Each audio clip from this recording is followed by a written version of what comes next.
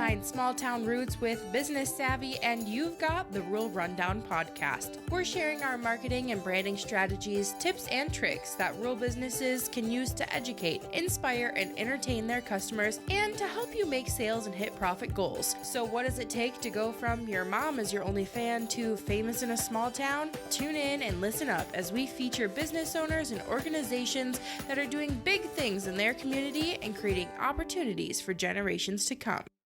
Hey everybody, we're back. It's the Rural Rundown podcast with your hosts Rachel Aeikens and Brenna Ramsden. Today we got really something exciting in the works to share with you. It's related to your Facebook page. But before we start, Brenna, how are things going over there? They're going well. It's bright and sunny today in Arizona, so it's nice. But it's Groundhog Day today. You're listening to this not on Groundhog Day, obviously, but did you know the groundhog saw his shadow? So that's 6 more weeks of winter. I didn't know that, but I saw that in my calendar and I was going to talk to you about it because I was like, whoa, I didn't even know it was Groundhog Day. So there is 6 more weeks. 6 more weeks. Yep. Obviously, we're in the time of the coronavirus, so there's no people in the stands. There's nobody watching the groundhog. But, and I don't think. I mean, I guess I heard yesterday. I didn't read the article today, but there was no snow on the ground. Puxatawny Phil, looked at his shadow with no snow, which I guess is interesting. Usually, there's snow on the ground when the groundhog checks his shadow. But yeah, he saw it. So 6 more weeks of winter. Oh my gosh. Well, today here in Minnesota, it was like snowing weird. And I feel like if you're a Midwesterner, you like would understand because I was driving and it was just like nice, cute little snowflakes. And then just like out of nowhere, this big like chunk was falling. I'm like, where is that even coming from the sky? But it's just like, it's weird. It's like weird weather, not sunny here, no sun at all. So interesting. Yeah, I'm headed to Wisconsin tomorrow, and I'm told that there is a big storm coming in this weekend, so I'm kind of dreading it. I'm like, great, of course I picked this time to head back there. I might get snowed in. I know. Well, it's only a one-way ticket, so I can stay there as long as I need to. That's the joys of it. That's super nice. Well, we can jump into the topic that we want to cover today. It's 5 smart and effective Facebook post ideas. And we'll just quickly say them now, and then we'll kind of dive into each one a little deeper. Yeah. So number 1, introducing yourself. We'll kind of share some strategies and easy ways to do that. Number 2, touring your space, showing where you work, where the magic happens. 3, featuring customers. So what does that look like? 4, education, how do we help our prime audience accomplish the thing they want to do? And number 5 is frequently asked questions. So let's go ahead and jump right in. And Brenna, if you want to take the first one with introducing yourself, what does that look like and how can you do it effectively on Facebook? Well, I think the first thing to do, which a lot of people might overlook, is show your face. When you are running a business, you are the face of your company. And I think we've talked about this in previous episodes, where if you are running a brick and mortar, or maybe you are running a brick and mortar, when people come in to shop your store, they're seeing your face. So why not do that on social media? So just post a nice picture of yourself. I'm not talking like a selfie you took in the car.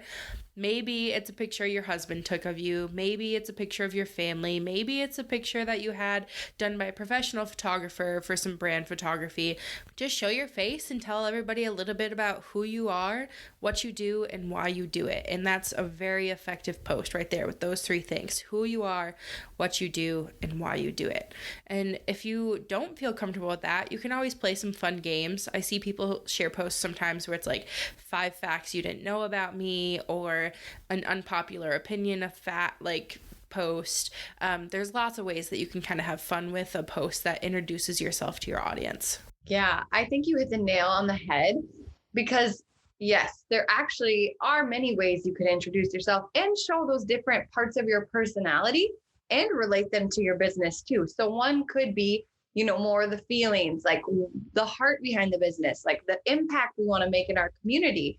And another one might be just like, you're a dad and your kids love you because you tell all those funny dad jokes. Yeah. So you really make like a funny dad joke and share it with your audience just for kicks. I mean, And again, not just for kicks, because it's a smart way to connect with people. For a lot of my clients, I notice when their pages post something that just shows, like the faces of their employees and the people that work there and themselves, those almost always organically do so much better than anything else. So I mean, it seems simple, but it like gives your page that like momentum it needs to keep serving when you are ready to sell. This is like a good framework to just keeping your face and you as part of the brand and as part of your business too. Yeah, I think one important thing to kind of note here as we move forward with this episode is that a lot of social media, which you have all probably heard before, and if you haven't,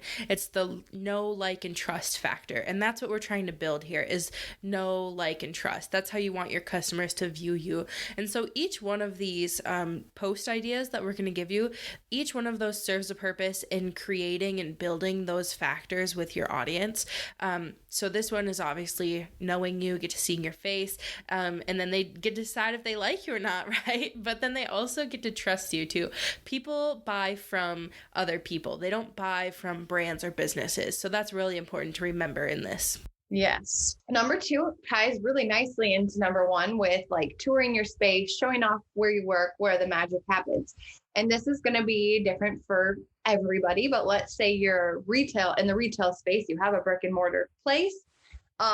Tour the shop, show the behind the scenes, the back room, things that people might not have access to with you, but you're letting them in and kind of showing behind the scenes process. I mean, you can do this if you work from home or you have like an operation. I mean, there's different ways, but simply just kind of start flexing that muscle of showing where you work, and it invites them in. It's again, you're like letting them know, hey, come here. You know what to expect. You know that you're going to see me, and this is the space where you can do business with me.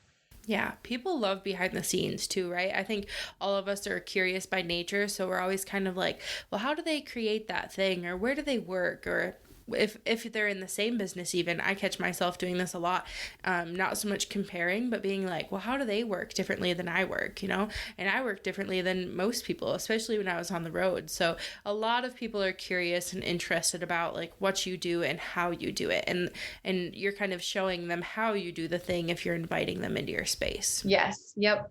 I love that. For example, here's something you could actually try. If you're going to shoot like a video of your space and you have a retail space, start outside, simply walk in, have your camera person follow you, walk up, kind of show what you have, end at the cash register, end in the back room. Like that's a simple, tangible thing that a lot of us can do, sharing what you got. And I think that's one tactical thing you could do if this is something you're ready to try, and go for it. I think if you're a brick and mortar and using that tactic as well, you're kind of bringing your customer through the like buying journey or the experience before they even get there, And there's something to be said for that, where people can feel like comfortable walking into your retail space and knowing like, okay, this is what to expect when I go in there. Yes.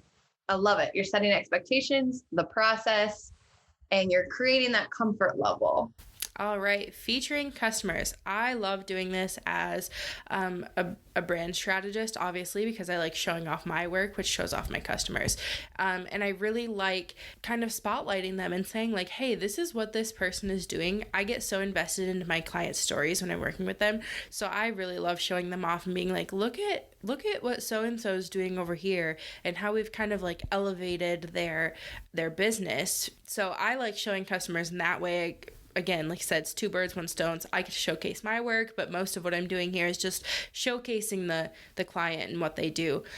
Other ways you can do this is just by giving a simple little spotlight, like, again, it could be a piece of work that you've worked on, or it could just be something very general and just saying like, hey, this is what this person's doing in their small community. I've been working with them. I can attest to who they are and what they do. And then just kind of, help each other, right? We're all in this together. We're all kind of this network of small business owners. So why not just share the love and introduce your audience to them, and maybe someday they'll return the favor to you. Yes, I love that a lot. You're creating a space to share that person's story. And it's going to, people that would relate to them, that's their chance to see how it connects to you. So it becomes, you're inviting them to be part of your story, but also sharing their story. And I think it's just a beautiful idea and way to be more than just about you. I mean, and the other 2 points you were saying, like make it about you, but this is another way to include others and just create that community. One tactical idea I have for this, if you are kind of stuck on, I don't know how to do this, I would make a list of maybe like 5 people that are your best customers, or you think would be willing to share a testimonial, or maybe they have in the past, they've shared a post about you and tagged you in it, or you just know that they tell all their friends to come in and shop with you or get your service. And then I would reach out to them and just ask, hey, would you be willing to give a testimonial, whether it's just a quote, a picture of yourself I can use with that quote, or could you shoot a selfie video or come into our space and I could shoot one of you on my camera phone. I mean, those are some just tactical tips. If you're looking like, I don't know how to start, that's how I would tell you to go ahead and begin. Yeah, I think another way you can look at this too is showcasing this as like user generated content. Like you kind of said, Rach, like people that are like using your service already, maybe they are referring people really often. Create a way to collect that user generated content. So say you're like a boutique and you sell clothing, maybe you're using a hashtag or you ask your customers to use a hashtag. All of that content then gets put in the same place, and then you can ask them for permission to use that. And you kind of showcase them in that way where you're showcasing your product if they're wearing your product or they've used your hashtag, but you're highlighting the customer more so, saying, hey, look at so-and-so, they're part of this community, and this is why we appreciate them. Another way too, this is kind of like sneaky because I don't want to give you an excuse to not ask people directly. But sometimes when you work with people, you want to tell their story, and maybe you're not going to say the person's name, Connie Anderson, but you could tell her story in a post or a video that is you talking about it without actually like naming names. And so it could be like this powerful interaction that you had, and you kind of share it without actually calling them out. And I think that's another way to kind of invite others into it if you aren't really able to put a name and a face to it. But don't give that as too much of an excuse to not actually try to get the real person on there as well, if that made any sense. Moving on to our next point is kind of a broad topic of education. So what does that mean when you're a business? Like, I'm not a teacher, I'm not an educator. Well, as a business, you have a set of skills and expertise that nobody else does, or they do have, but you're doing it in your own unique way. So it does make you an expert, even if you don't feel like one. And you have education and tips and tricks to share with your ideal customers to kind of bring them to that transformation, whatever it is that you're selling to them. With this point of education, we're thinking about ways that we can help inform our customers, and in their mind, you're creating yourself as an expert. So there's a couple ways to do this. You can do some how-to videos. You can create guides. You can create checklists. There's lots of different ways. Brenna, what's sitting on your mind of what you've kind of done in the past or have seen that you really like the most? I really like creating some kind of graphics and maybe using some graphs or some stuff that's in there. So I've done some things recently with like circle graphs and just kind of saying like, this is today, for example, I saw one today, a friend of mine posted, and it was a circle graph, and it was like the 80-20 rule, right? And she was saying, like, in your brand, 80% is like SWOT analysis, figuring out your values, targeting your ideal clients. The 20% is actually the visual stuff of it, right? Where kind of people sometimes get that messed up. So she's using that post to inform like prospective clients, like, hey, this is what we do. We're not just like designing you a pretty logo, but we're actually creating you like an entire brand strategy.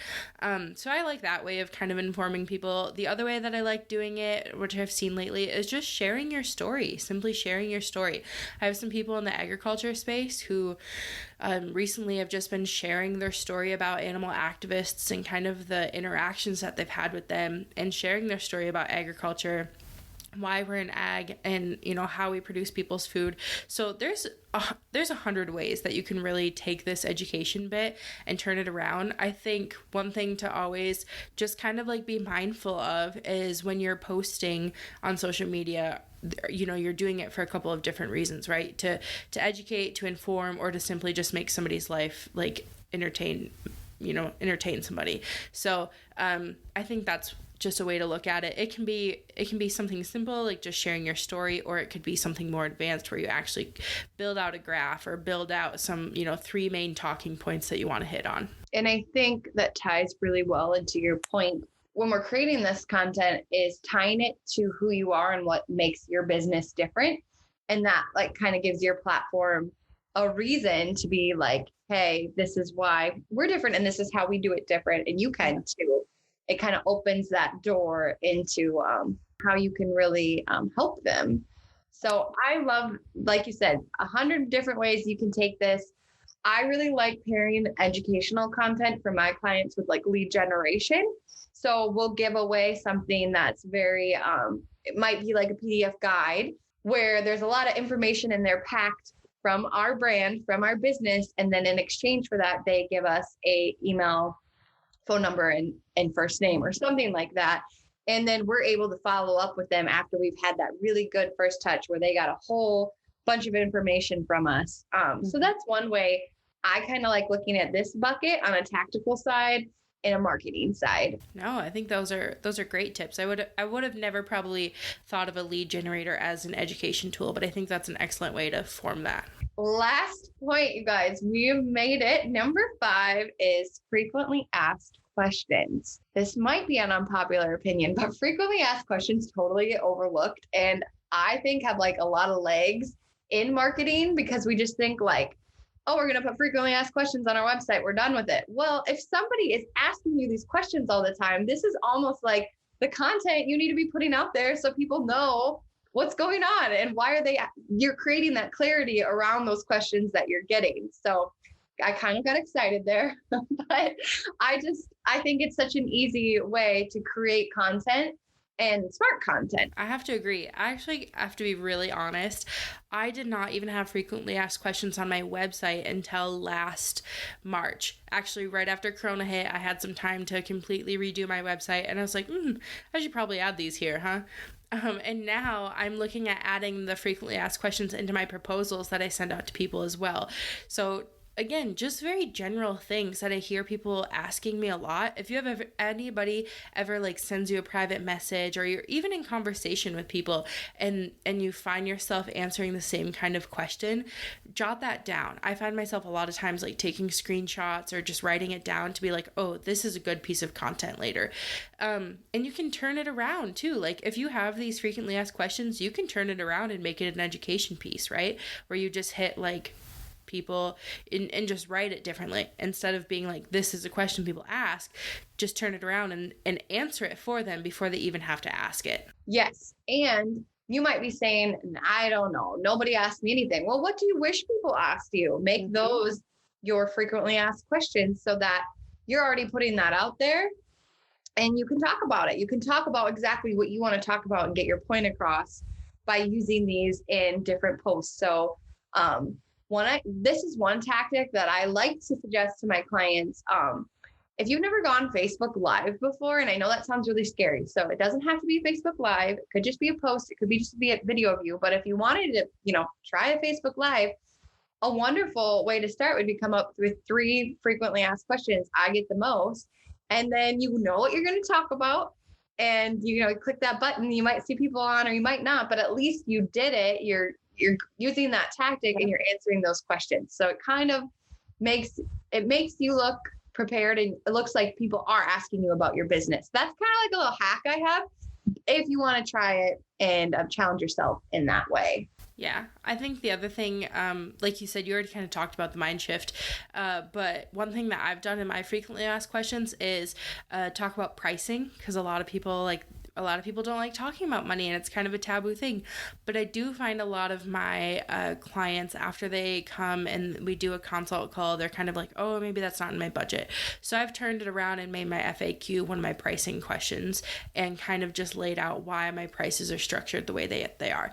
So again, just taking like, what do you wish people asked you kind of mindset, being in that mindset, but just changing their narrative even more with being like, hey, this is something that maybe people are too scared to ask, or it's something that's always kind of lingering in the background, taboo topics like money.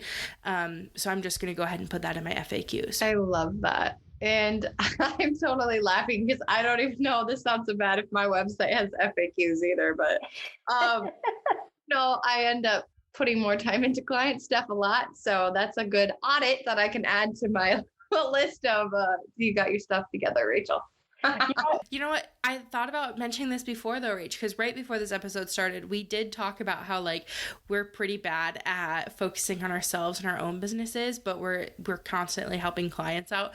Well, that's a great way to feature a customer as well, right? Like you can feature, like that's your work, that's stuff that you're doing. So instead of like looking at it being like, oh, I'm so bad at marketing myself or whatever, take that, use that as a post to kind of spotlight those customers and highlight them and show off what they're doing in their business. So, you know, Rach, I know that you kind of like walk your customers through a lot of like doing video and kind of using video marketing.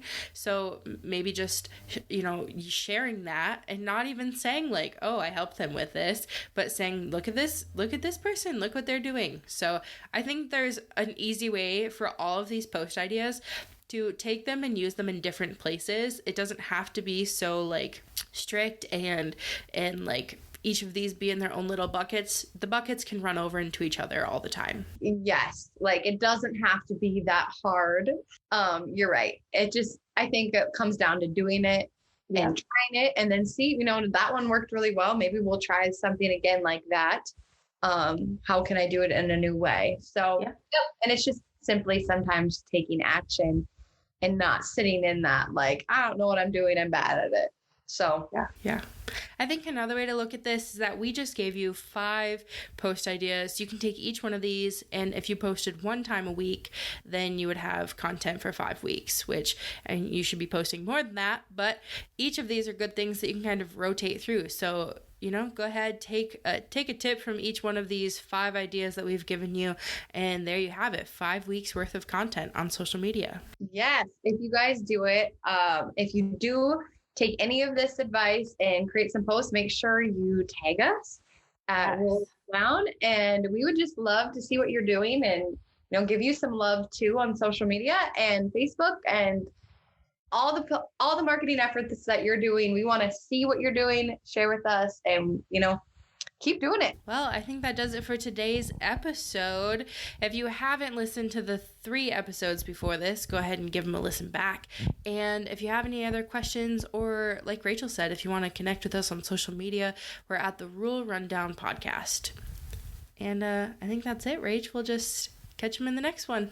Alrighty, see ya. Well, that's it for this episode of the Rule Rundown Podcast.